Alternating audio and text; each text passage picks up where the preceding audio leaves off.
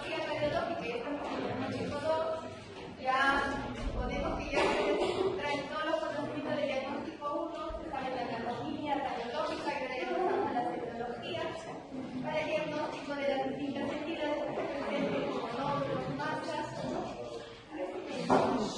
identificar los patrones radiológicos en la patología micótica para tratar el pulmonar y tratar la bronquitis.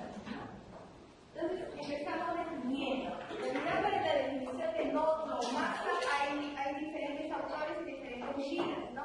La mayoría lo da como límite de 3 centímetros para diferenciar nódulo o masa, pero su libro Pedrosa creo que dice 4, ¿no? ¿Cuál va a venir? Bueno, ahí se de 2 medidas, pero la mayoría de radiólogos en la práctica asumimos 3. En la práctica se le más de 3 la llamamos masa.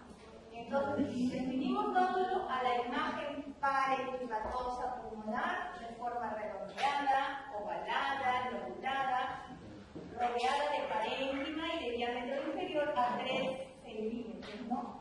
Y entonces, cuando tenemos una radioopacidad con estas características, nosotros nos preguntamos, ¿es en realidad una lesión o es otro tipo de patrón? ¿No? Porque hay que reconocer bien que sea un patrón, porque a veces confundimos.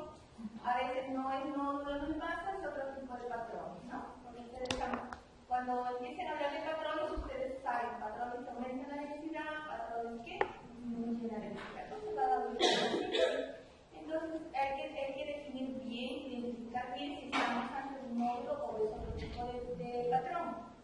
También ver si está intrapulmonar o extrapulmonar, ¿no? Y si es solitaria o si es múltiple. Son las primeras preguntas que debemos hacer. A ver, entonces, ustedes han seguido tienen que diagnóstico 1. ¿Cómo diferenciamos si es intra o extrapulmonar? Radiológicamente, radiológicamente una radiografía de tórax, sobre todo. Lateral. La tomografía es fácil decir intra extra, pero la radiografía, porque ustedes van a empezar con una lateral. Signo de la ciudad. Corazón. Pero no es eso. Ya. No te dice intra o extra, te dice solamente delante de esto. Una lateral. Una radiografía. La radiografía lateral. Sí, claro, para ayudar.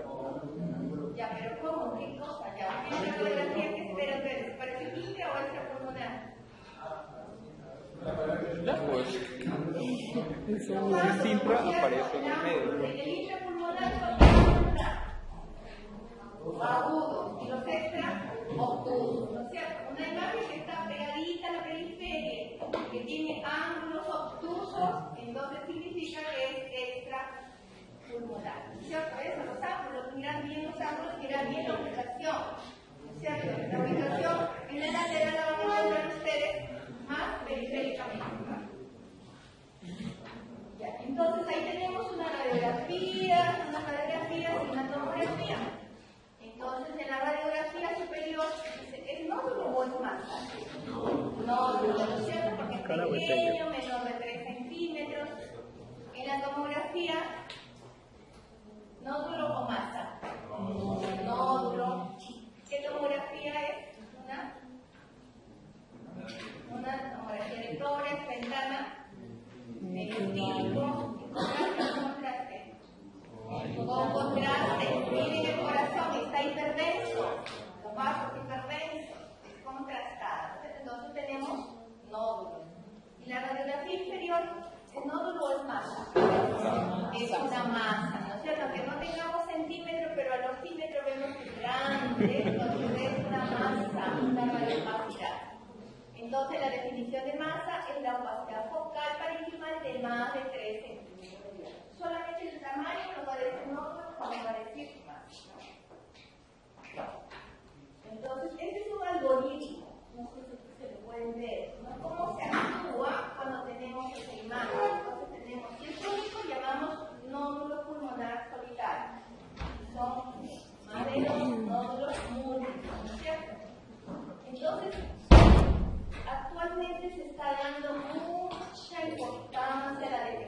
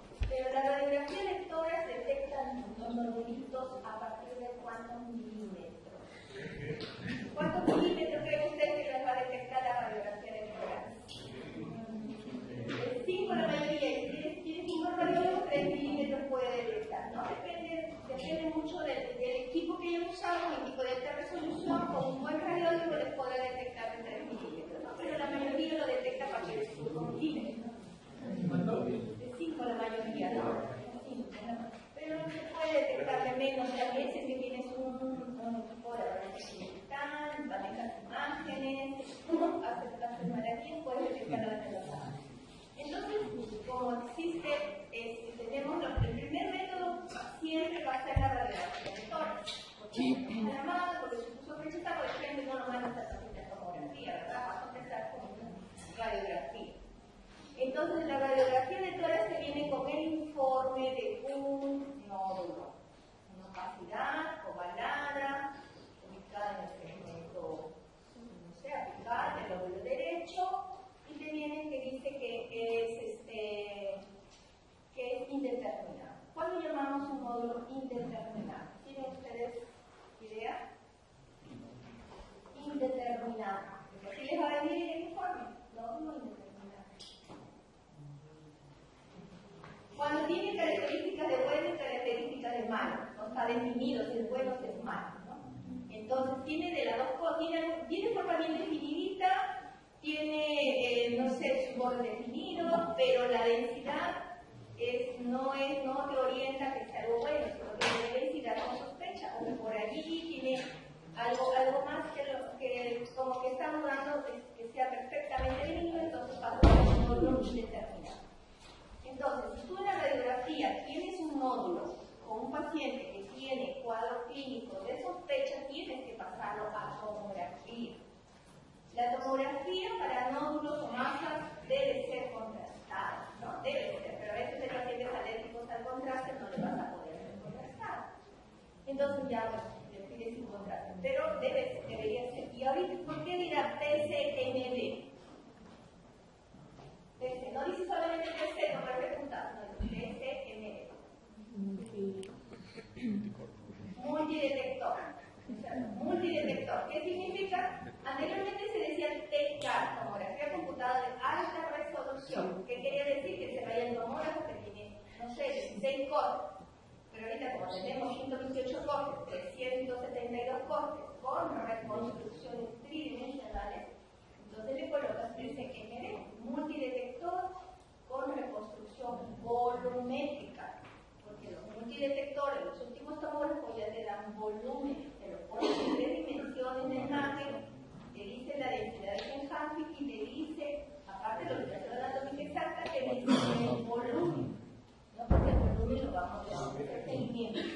Entonces, le indicas al paciente, mire, no se vaya a tal sitio porque su tomógrafo es de 4 cortes o de 3 cortes, no se va a poder hacer todo el estudio. Al principio, que le van a hacer un buen estudio del nódulo, porque necesitamos determinar si su nódulo es benigno y para ver o maligno o sospechoso para ver qué más hay que hacer con usted, ¿no? Entonces le hacemos la tomografía y la tomografía le dice tiene calcio o tiene forma benigna, definida. Ya le vamos a ver cuáles son las formas de benigna. Entonces, si te dice que eso, que es un nódulo calcificado con formas de benignidad, ustedes lo dejan al paciente y le dicen, mira, puedes seguirte controlando durante los 6 meses o puedes venirte adelante, ¿no? Pero lo tranquilizan al paciente. Si también las tomografías le dicen, tiene componente grasa y tiene componente grasa pura o calcio puro, o ambos, o grasa o calcio, entonces también lo dejan, lo tranquilizan. Eso desorienta que es algo benigno y puedes hacer seguimiento, lo dejas ahí al paciente. Pero si en la tomografía les dice indeterminado, o sea, tiene características sospecha, ahí tenemos que ver el tamaño. Si es de 4 a 10 milímetros, o sea, menos de 1 centímetro, le puedes hacer seguimiento. ¿Sí? Pero eso ahí aunado al cuadro clínico. No se olviden, nosotros damos algoritmos, pero ustedes pueden salirse de esto si es que el paciente tiene antecedentes de riesgo, es fumador, no sé, tiene el cuadro clínico para ustedes, aunque la tomografía les diga benigno, pero el cuadro clínico les dice no, es sospechoso malignidad, ustedes continúan tratándolo como si fuera un nódulo sospechoso. El cuadro clínico siempre tiene mayor puntaje para la decisión clínica, ¿no? Entonces, menor de 1 centímetro, ustedes pueden seguirlo con tomografías a los 3 meses, a la selección, a los 6 meses, a los 12 meses, y si no varía en el tiempo, a los 24 meses, y de ahí ya le dicen, hasta los 2 años se le sigue uno, hasta los 2 años. Porque vamos a ver el patrón de crecimiento mayor de 2 años, pero ha crecido, no ha variado, ya lo toman con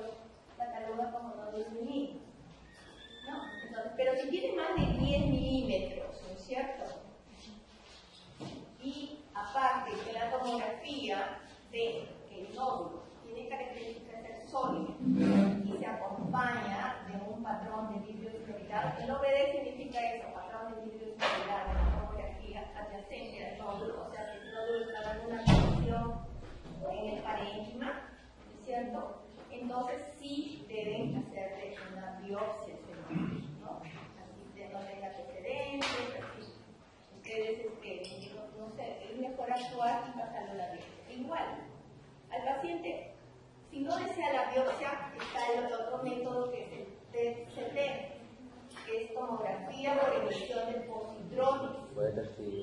¿Ya? No lo tenemos acá, ahí solamente está centralizado ahorita, perdón, en Lima, lo tiene en Salud, en Sabogal y lo tiene en privado. El PET Center, creo que es en privado. Entonces ahí se emplea flúor de glucosa. Entonces, como los nódulos, los tumores, el cáncer tienen mucha avidez por la glucosa, entonces se fija y se va a ver con focos de hipercaptación. Entonces, eso ya te orienta más a que es algo sospechoso de malignidad. Nosotros por imágenes no vamos a decir, tipificar los cánceres, decir el cáncer epidermoide, el cáncer vasocelular. No. Nosotros llegamos a la sospecha, media la sospecha, baja sospecha, sin sospecha, patrón de debilidad. Es el anatomopatólogo que va a tipificar exactamente, ¿no?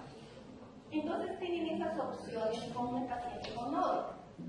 Actualmente, ¿qué hacen las empresas? En Estados Unidos son más agresivos, o sea, ellos encuentran un nódulo pulmonar y distintamente tamaño, distintamente características, los pasan a un personal, porque tienen seguros, les cobran caros, sale muy caro, actualmente puede estar por $5,000 más o menos, pero ellos ven por riesgo-beneficios y ven al paciente. Si es ese nódulo pasa a mensaje, cuánto se va a gastar con el tiempo, mejor le hacemos un PET-CT y lo determinamos y pueden excluirlo de los seguros, ¿no? Se libran de eso, del seguro, ¿no? Entonces eso hace, pero nosotros tenemos esta opción.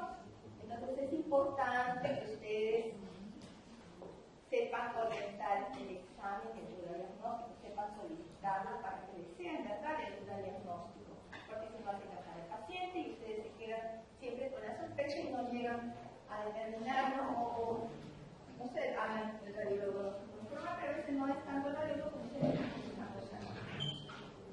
Entonces, estos son los factores clínicos. Es importante la edad del paciente. Vamos como límite de edad a los 35 años. Encuentres un nódulo en un paciente joven de 20 años, primera posibilidad que piensas que es benigno. Si encuentras un nódulo en un paciente de 70 años, primera posibilidad, maligno. Entonces, esa es la edad, nos va ayudando también a eso. Para también actuar, si yo encuentro un nódulo en un paciente de 70 años que nunca lo tuvo anteriormente en radiografía, entonces, ¿qué hacemos con ese paciente? El nódulo está midiendo 6 milímetros en la tomografía que le encuentra un paciente de 70 años. ¿Qué hacemos con él? Le hacemos vemos todos sus otros antecedentes y le podemos plantear la biopsia o le hacemos el PET-CT, ¿cierto? El PET-CT lo debemos finalmente siempre. Porque algunos se resisten a la biopsia, por lo menos planteen, mire, hay este método, hagas el PET-CT, usted va a tener más ayuda diagnóstico antes de que eso pueda avanzar, ¿no? Aparte de eso, debemos ver los factores de riesgo, si es fumador o no, si ha estado expuesto, no sé, a los agentes cancerígenos, en este caso, pues, el amianto, la neumoconiosis, o otros patológicos que ustedes crean importantes. También hay riesgo con los pacientes, por decir que tienen fibrosis pulmonar, también, ¿no? Se ha encontrado relaciones de pacientes que pueden hacer cáncer como tienen. Entonces, paciente menor de 35 años sin factores de riesgo, se hace seguimiento radiológico. Si ustedes lo han visto con la radiografía del nódulo, lo pueden seguir con la radiografía. Y díganle al paciente que no pierda su primera radiografía, porque va a ser importante para ver el tamaño. Ustedes van a seguirlo con tamaño, en tamaño y en número. Si tienen un solo nódulo, a los 6 meses que lo citan, ven los nódulos, ¿qué pasó? Aumentó, ¿no es cierto? Ahí sí tienen que hacerle la tomografía computada, multidetector, que le digan volúmenes, que le digan ubicación, que le digan características de esos nódulos, ¿verdad? Entonces es importante decir. Mayor de 35 años con factores de riesgo tienen dos opciones, el PET-CT o la biopsia. El PET-CT lo toman como primera, pero si no tiene dinero, inmediatamente pasan a la biopsia, ¿no? Bueno, estos factores de riesgo. Luego, el patrón de crecimiento. Se ve el tiempo de duplicación. ¿Qué quiere decir? Diámetros del 25% de aumento, ¿no? Nódulo de 10 milímetros. ¿Cuánto sería el 25%?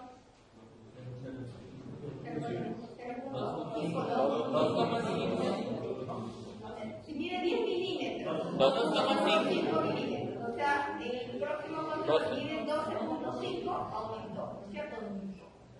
Entonces, eso significa, tienen que hacer el seguimiento en el tamaño, hay que irlos con sus requisitos, ustedes van midiendo o le piden algo, por favor, estudio comparativo. Ustedes después tienen que colocar allí para que el radiólogo sepa que tiene que tener el paciente, si no se atrevemos a entregar sus estudios para poder compararlo.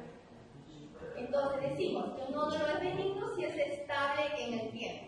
Lo va a encontrar del mismo tamaño siempre, ¿no? O la duplicación se ha hecho en un tiempo menor de un mes o mayor de 2 años. Esos son los rangos. Si se duplica a los 15 días, es algo benigno. Probablemente es una inflamación, ¿no es cierto? A veces hay problemas de neumonía redonda. Ustedes ya se toman la radiografía, ven una masa, le dan tratamiento. A los 7 días mejoró, desapareció la masa, ¿no es cierto? Pero entonces eso menor de un mes orienta mayormente a que es algo inflamatorio. Mayor de 2 años también orienta a que es algo benigno, ¿no? Esos son los rangos. Entonces, es sospechoso si la duplicación la ven entre un mes a los 2 años. Si se ha duplicado en ese seguimiento, sí pasa a ser sospechoso. Y los controles tienen que hacerse con volumen, no se contenten con los nódulos, pasan a ser sospechosos, volumen, pidan tomografías o computadas de alta resolución o una multidetector, ¿no? Ahí se puede detectar, pero la probabilidad es que sea multidetector, ¿no? Los controles a los 3, a los 6, a los 12 y a los 24 meses. Tienen que seguirlo al paciente hasta los 2 años, no lo pierdan, olla importancia de sus controles. Y el tamaño también es una característica. A mayor tamaño, mayor sospecha. Esto no es así estricto, pero por lo menos nos orienta, ¿no? El tamaño no es tanto, porque hay masas benignas que tienen gran tamaño. Entonces, ¿qué más vemos en las imágenes? Los bordes. Para nosotros es muy importante los bordes. Si son bordes lisos definidos, probablemente benignos. Bordes lobulados tienen mediana sospecha. Bordes esticulados, alta sospecha. Entonces, en el informe radiológico siempre tiene que ir tamaño, localización, bordes. La densidad también es importante. Si tiene calcificación, orienta benignidad. Pero hay diferentes tipos de calcificación, ¿no es cierto? Si es completa o concéntrica, la mayoría es por granulomas. Paciente antecedente de tuberculosis, tuvo por ahí, ¿no? Su complejo de Bond, sus granulomas, ¿no? Y la histoplasmosis también te da los nódulos calcificados. Una calcificación en paloma de maíz son poco amartoma. Primera posibilidad, amartoma. Calcificación excéntrica en un nódulo sólido pasa ya a ser sospecha intermedia. O sea, mientras más grosera es la calcificación, más compleja es más benigna. Pero si ya pasa a ser microcalcificación y se hace excéntrica, ya pasa a tener sospecha de malignidad, ¿no es cierto? Entonces, calcificación excéntrica en un nódulo, sospecha intermedia. Microcalcificaciones pleomórficas. ¿Qué quiere decir pleomórficas? Una es redonda, el otro es alargada, el otro es como si fuera, nos decían a nosotros, las letras chinas. Ustedes han visto las letras chinas, ¿no es cierto? Palitos por acá, como así las ven las letras chinas en un nódulo, ya eso de ahí pasa a ser de alta sospecha, ¿no?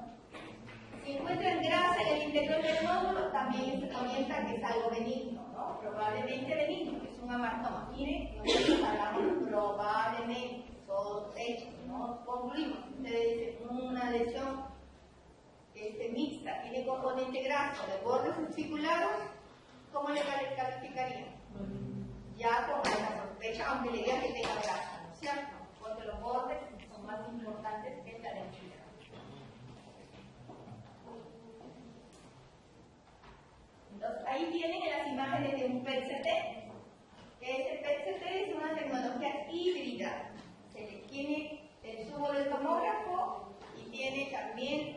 los cristales de exposición del PET. Entonces, PET es tomografía por emisión de positrones. Se emplea flúor, desoxírico el flúor, lo unen a la glucosa. ¿Cuál es el problema? Que el flúor dura segundos, 18 segundos. Por eso tú tienes que tener al lado de tu peso, más cerca, el ciclotrón, que te produzca el flúor, ¿no? Y bueno, hay proyectos ahorita al futuro que se va a tratar de ver un medio de transporte para poder, así como el tecnecio, ustedes saben que dura ¿cuántas horas? De vida media el tecnecio. ¿Cuánto dura vida media del tecnecio? 6 horas. 6 horas. Pero nosotros en el hospital, ¿qué tenemos? ¿Qué es lo que ustedes han ido al servicio? Molibdeno. Nosotros tenemos los generadores de tecnecio que son molibdeno. Molibdeno, si tiene tiempo de vida más largo, nosotros hacemos la conversión de molibdeno a tecnecio. Entonces los proyectos a futuro van a tratar de hacer o 20 ciclotrones pequeñitos o tratar de ver medios de transporte que no llegue el flúor. Si se soluciona eso, si tenemos un PET acá. Porque construir un ciclotrón es carísimo. Son inversiones multimillonarias. Entonces viene la imagen, el paciente pasa y se le hace la tomografía. Después de ese pasa y se le hace el estudio de PET. Y de ahí el software lo fusiona. Entonces miren ustedes ahí, ¿qué les llama la atención? Arriba y abajo. Miren, esto, si no tuviera la fusión, se ven estas imágenes. Las imágenes de PET puro. La mayoría no les gusta porque se ven solamente como dicen manchitas, ¿no? Pero cuando ya tienes la imagen fusionada, tienes la tomografía y ves las zonas hipercaptantes. Qué fácil, miren. ¿Qué me está diciendo acá? ¿Qué región es esta anatómica? ¿Ah? Ilio. ¿Qué ilio? ¿Derecho o izquierdo? Izquierdo. Izquierdo, ¿no es cierto? La región y a la izquierda hay imágenes nodulares hipercaptantes. ¿Qué significaría que son? Ganglios. Ganglios. En la anatomía significa ganglios y si captan, probablemente sean metastásicos, ¿no es cierto? Porque normalmente no deberíamos ver ese poco de hipercaptación. Entonces ahí es fácil, miren, ¿no? Entonces mirar todo lo hipercaptante. ¿Y dónde está la lesión acá? Este es el corazón. Normalmente el corazón fija la glucosa. Esto no lo miren. ¿Qué estamos viendo allí? ¿Dónde está la lesión? Biliar también y ¿Ah? A ver. ¿Dónde está la lesión? Miren en la sagital. En la sagital. ¿Dónde está la lesión? Aparte de los ganglios. ¿Dónde ven otro foco de hipercaptación? Lóbulo superior, ¿no es cierto? Apical, es apical. Acá saben, aquí estaba la lesión y estos son los ganglios, ¿no? Miren, se ve también en esta imagen de acá, es esta, pero es más fácil identificarla ya cuando tienes la neurología híbrida, un PET, ¿no? Por eso acá, entonces siempre hay eso, ¿no? ¿Quién informa estos estudios? Entonces la tendencia es que ahora seamos radiólogos, que su especialidad sea nuclear, radiología con su especialidad en medicina nuclear, los radiólogos nucleares. Así es en Estados Unidos, se estudia la especialidad 4 o 5 años, pero sale con su especialidad. Acá no, son dos especialidades diferentes, ¿no? Entonces siempre hay disputas, siempre hay problemas, ¿quién informa este estudio? ¿No? El radiólogo y el médico nuclear. Entonces la idea es que los dos. El radiólogo la parte que es la tomografía y el nuclear la parte que es la parte de que compete el médico nuclear, ¿no? Pero en realidad la tendencia es esa, que sea una sola especialidad, no que estén divididas en dos especialidades, ¿no? Entonces acá, aparte de que es fácil identificar, ¿no?, la imagen hipercaptante, tenemos que identificar también la variación de la captación se puede ver en el tomógrafo. Nosotros, a ver si les están dando ¿cuál es el chiste? ¿Ah? Estoy hablando, ¿no? Ya. Entonces, miren, silencio. Entonces hay que ver, es importante, se hace el estudio con contraste y tenemos que ver el patrón de captación. Si aumenta en el estudio tomográfico en unidades Hanfield más de 15 unidades Hanfield en el simple, en el contrastado, entonces nos habla de que tiene sospecha, tiene avidez por el contraste. Igual, si es igual es con el, ahí en el estudio del PET, las unidades se llaman SUV, sub. A nosotros en tomografía son watch Hanfield, aquí son los sub. Entonces también si hay aumento, ¿cierto? Aumento de sub también nos orienta que es algo más sospechoso de malignidad, ¿no? Entonces esto de acá tiene una sensibilidad del 98%. Los estudios de medicina nuclear son altamente sensibles. Si ustedes no lo fusionan con la tomografía, se quedan sin sensibilidad con baja especificidad, porque no les va a dar definición morfológica, solo funcional los estudios de medicina nuclear. Los estudios de imagenología pura les dan información morfológica, pero no funcional. Entonces, tú unes los dos métodos con tecnología híbrida, tú vas a tener mejor sensibilidad y mejor especificidad, ¿no?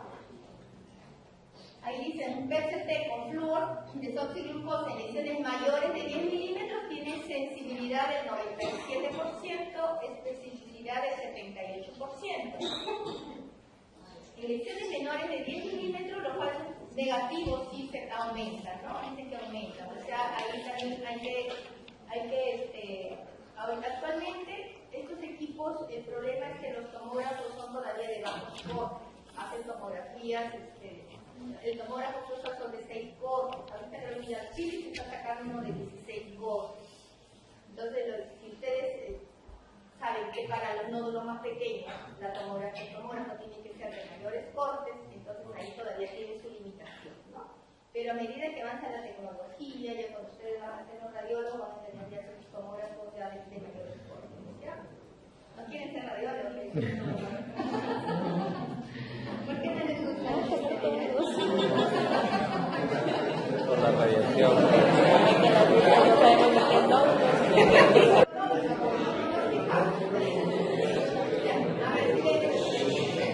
Entonces, ahí tenemos ya las características radiológicas que debemos ver. Esto es una radiografía de tórax, no se fija la radiografía solo con la tomografía, no, es de la radiografía. Si el nódulo le dice que es redondo, bien delimitado, orienta que es algo benigno.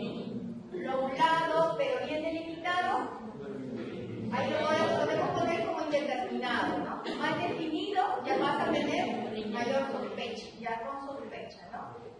También las clasificaciones en diana o concéntricas o de palomas de maíz, es algo benigno, no benigno. Las excéntricas, microcapitales no las sospechosas, ¿no? Pero si las clasificaciones son así, la más grosera, más benigna.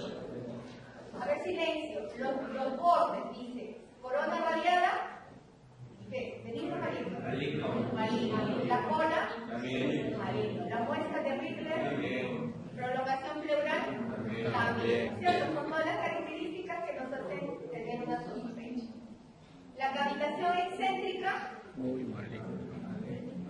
sospechoso más de malignidad, ¿cierto? Excéntrica. Cavitación central con paredes finas, benigno. Quiste de paredes finas, benigno. Entonces, esto debemos buscar siempre entre los nódulos para que nos oriente más o menos a que algunos dicen típicamente benigno, indeterminado y ya pasan las sospechas. De sospecha baja, sospecha intermedia o alta sospecha. Igual que en mama, así no están todos los nódulos para que se comportan así, ¿no? Entonces ahí, si me toca leerlo, va a dejar solamente para su examen, ¿no es cierto? Además, el nódulo, aunque una masa, tiene que abrirse en posibilidades diagnósticas. No se limite con una, con dos, con tres. Tiene muchas posibilidades diagnósticas para que ustedes puedan llegar, ¿no?, con más certeza a la etiología. Miren, Hay etiologías neoplásicas, que son múltiples, infecciosas, enfermedades colágicas, maculares, problemas de las vías aéreas o las misceláneas. Una telectasia redonda también es informada muchas veces como una masa. ¿En quién se presentará la telectasia redonda con más frecuencia? En niños, ¿no es cierto? En niños. Si fue la telectasia redonda en un anciano, ya no piensa que es algo benigno, ¿no es cierto? Ahí están las causas más frecuentes de nódulos benignos o nódulos malignos, ¿no? Primera posibilidad de los benignos en nuestro medio, los granulomas. En la cabeza, la tuberculosis. Pero lo importante es en los granulomas ver la densidad. Es muy frecuente encontrar en las radiografías. Entonces, si encontramos un nódulo con densidad cálcica, de bordes bien definidos, ahí sí, primera posibilidad, un granuloma, ¿cierto? A la cabeza por tuberculosis. Pero si encuentran el nódulo bien definido, que no tiene densidad cálcica, nos sí lo catalogamos como un nódulo pulmonar solidario, ¿no? Acidosis, nódulo pulmonar. Es la densidad. El granuloma está calcificado. Amatomas, ya les he dicho, ¿cómo le encontrarían los amatomas? Densidad grasa, amatoma de densidad grasa, linfoma, grasa, fibromas, adenomas, sólidos, ¿no es cierto? Con densidades de tejidos blancos, ¿no? Y así vamos viendo. Los quistes, hay quistes aéreos y quistes con densidad líquida, también en tórax, por si acaso. O sea, el tórax no solamente tienen quistes como en hígado que todos son líquidos, también hay quistes aéreos también, ¿no? Bueno, son criterios radiológicos que lo van a leer con calma, pero no solamente quieren ver tamaño, bordes, densidad, clasificaciones, la presencia de grasa, refuerzo de contraste, cavitaciones de la pared, la conducta de crecimiento y hallazgos. Bueno, generalmente hay que recordar que podemos tener falsos negativos y falsos positivos también, ¿ya? No se encasillen si el radiólogo le dijo, sí, cáncer. Usted diga, no, hay que ver cuánto tiene de sensibilidad, de especificidad, cuántos falsos positivos o falsos negativos tienen un método, ¿no? Por ejemplo, entonces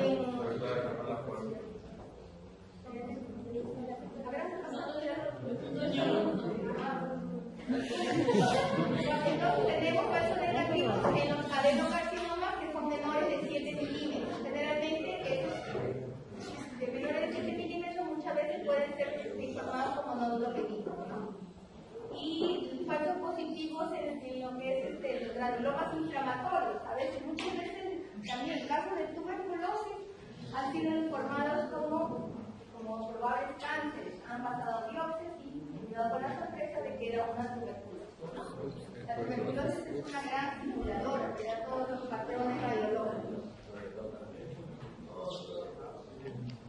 Y esos son las variaciones también, bueno, en los diámetros, ¿no? Tuberculoma generalmente no pasa de 5 centímetros, las neumonías redondas no pasan de 6, los carcinomas sí, miren, 8 centímetros. Por eso, a mayor tamaño, mayor sospecha, esa es la idea, ¿no?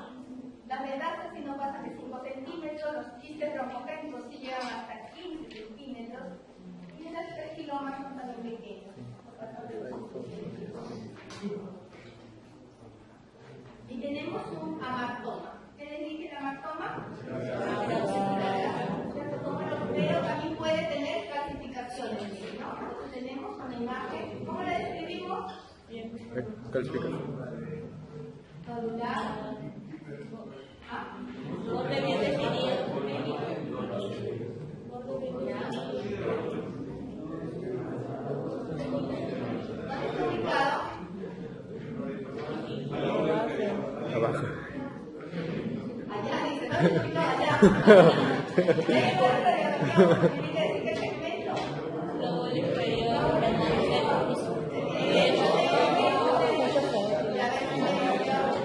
Ahí, ¿qué nódulo pasa? Nódulo. Nódulo todavía, ¿no es cierto? Nódulo. Centímetros. Y vemos acá la densidad. ¿A qué se asemeja esta densidad? Ahí. Grasa. Nosotros la comparamos con esta densidad grasa. Orienta que es algo benigno. No, no, no. Positivo maligno, nódulo o masa. Maligno, cavitación, paredes Exceso gruesas. de malignidad, ¿no es cierto? Mire, tiene la corona radiada, ¿no? Borde lobular, corona radiada. Cavitación. Tiene densidades mixtas, ¿no? Allá hay como un área acá de probable necrosis o de cavitación interna, capta el contraste, se puede contrastar como capta el contraste, ¿no? Bueno, también hay una prolongación, la bola de la pierna. Entonces, esto de acá ya me orienta que es altamente sospechoso, ¿no? De malignidad. Allí, nódulo masa. La masa, ¿qué más? No definido, no definido. Prolongación pleural, ¿no? La cola de cometa también, altamente sospechoso de malignidad. Allí, también, ¿no es cierto? Sospechoso de malignidad. A veces estos pueden pasar desapercibidas las proyecciones frontales, ¿no es cierto? Aquí, si lo tomamos en la frontal y lo vemos esta densidad, ¿qué sería? ¿Qué número de ¿50 positivo o 50 negativo? Ahí sí, ¿cierto? Estamos hablando de, como ha dicho la definición, que esté nódulo masa en el paréntesis, no estamos hablando nada de medicina, ¿cierto? Entonces, ¿qué estamos visualizando en la radiografía? Múltiples imágenes nodulares, ¿no es cierto? De forma que, ¿tiene forma definida o no definida? No definida. Algunas son definidas, no, redondeadas, ovaladas de diverso tamaño, que se distribuyen en diferentes lóbulos de ambos campos pulmonares, ¿no? Si tienen esa imagen multinodular, la primera posibilidad que se le viene a la cabeza es metástasis. Pero se debe siempre plantear diagnósticos diferenciales, siempre les digo no se queden con uno solo, ¿verdad? Entonces el patrón de la metástasis es el de la suelta de globos, ¿no? Tienen varios globos de diferentes tamaños, que están en diferentes ubicaciones y de diferentes formas. Aquí, igual, ¿no es cierto? Pero de menores tamaños. Entonces eso ya pasamos ahora a las micosis. Entonces, es otra, en realidad, hablar de micosis también es otro capítulo, pero vamos a enfocarnos al patrón de la ansiedad en micosis, ¿cierto? Entonces, primero es la sospecha clínica. Si tienen un paciente que tiene fiebre elevada por tiempo mayor de 72 a 96 horas, no responde al tratamiento antibiótico, está neutropónico severo o con hemopatías malignas, con tratamiento antibiótico potente y amplio, se debe sospechar la presencia de los hongos, ¿verdad?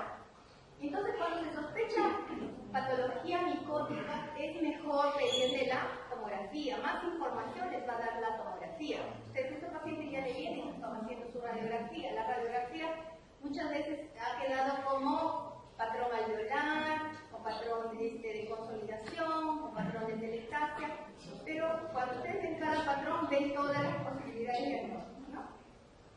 Entonces acá por 4 clics ustedes sospechan un cuadro de micosis y sí tienen que pedirle el estudio tomográfico. ¿Le pedirían con contraste o sin contraste?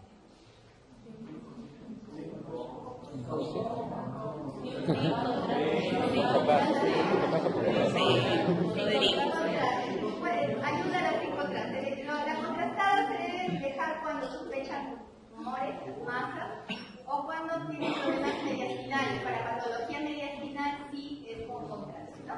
Pero cuando ustedes sospechan ya patrón intersticial o problemas del parénquima de causa inflamatoria, la tomografía sin contraste les va a ayudar también bastante, ¿no?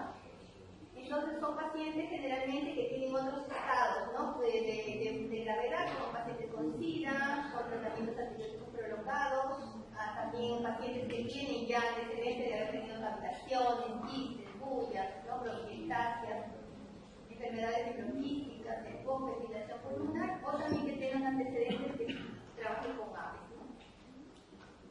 Entonces esos son los hongos, ¿no? Ahí tenemos un montón de hongos también que hay que tenerlos en mente, pero eso ya es laboratorialmente. Por radiología no te puedo decir que es el hongo de Malassezia, no te puedo decir el clostridoide, no, sino para que ustedes sepan que existe. Y estos son los patrones radiológicos. Pueden presentarse como nódulos pulmonares subpleurales.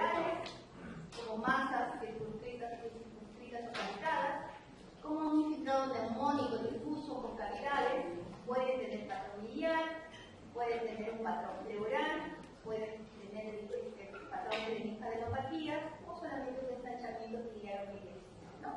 En realidad, igual que la tuberculosis, el Gaiderman dice que es la presencia de infiltrados focales multiloculares rodeados por un halo más o menos pronunciado con cavitación. O sea, ¿qué